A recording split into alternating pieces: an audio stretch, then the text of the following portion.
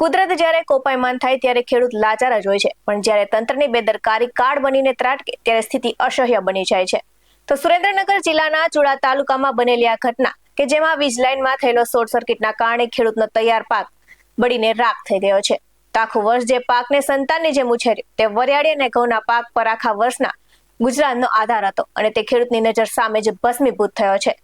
તો આજે આ વાત કરીશું કે કેવી રીતે વીજ કંપનીની બેદરકારીને કારણે ખેડૂતોના મોઢે આવેલો કોળિયો છીનવાઈ ગયો. નમસ્કાર દર્શક મિત્રો, BS9 TV ન્યૂઝમાં આપની સાથે હું છું નેહા પટેલ.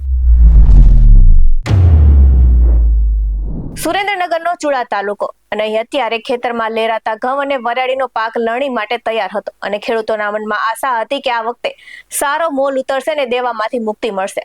પરંતુ આ ખુશીઓને વીજ કંપનીના ચબકતા તારની નજર લાગી ગઈ અને અચાનક વીજ લાઇનમાં જોરદાર શોર્ટ સર્કિટ થયો અને તણખા સીધા સૂકા પાક પર પડ્યા.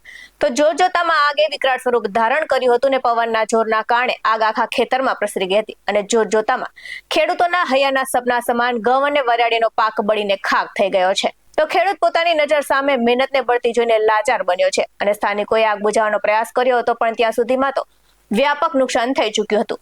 અને ખેડૂતનો આક્ષેપ છે કે વીજ કંપનીને વારંવાર રજૂઆત કરવામાં આવી હોવા છતાં જર્જરિત લાઇનો રિપેર કરવામાં આવતી નથી અને તેનું પરિણામ ભીષણ આગના રૂપમાં સામે આવ્યું છે. તો હવે સવાલ એ થાય છે કે શું વીજ કંપની આ નુકસાનની ભરપાઈ કરશે અને શું તંત્ર આ ગરીબ ખેડૂતોની વહારે આવશે કે પછી દર વખતની જેમ તપાસના નામે માત્ર કાગળો જ ભરાશે? ત્યારે સાંભળીએ ખેડૂતની વેદના તેમની પાસેથી જ. ગોકરવાળા ગામે જે વીજ લાઇન શોર્ટ થવાથી ઘઉં અને વરિયાળી અને ટપક ત્રણેય વસ્તુને નુકસાન થયેલ છે. જે ટપક છે તે અબ્દુલભાઈ અસ્માલભાઈ સિદાતર, તેમની 8 વીઘાની ટપક છે. અંદાજે 1,30,000 જેવો ખર્ચો હજી ગયા વર્ષે કરેલ છે.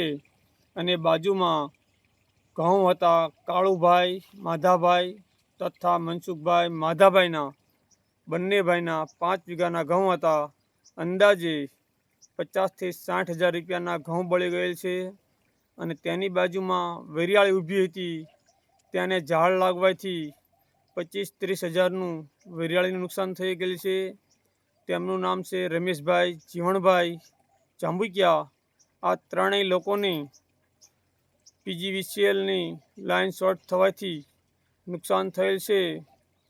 અને મને ખેડૂતની જાણ થવાથી તાત્કાલિક હું સ્થળ ઉપર જઈ અને તપાસ કરી અને PGVCL કચેરીએ ફોન કરી અને PGVCL સ્ટાફ આવી અને ત્યાં બધું દેખરેખ જોઈ અને તપાસ કરીને ગયા છે અને આગળની કાર્યવાહી કરવા માટે મેં PGVCL સ્ટાફને વિનંતી કરેલ છે. હું ગોખરવાળા ગામના પંચાયત સદસ્ય અને મારા ઘરના સરપંચ છે શહેનાજબેન આરીફભાઈ સિદાતર.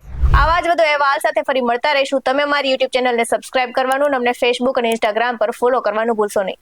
બાકી નવી અપડેટ્સ મેળવવા માટે આપ જોતા રહો BS9 TV ન્યૂઝ. નમસ્કાર.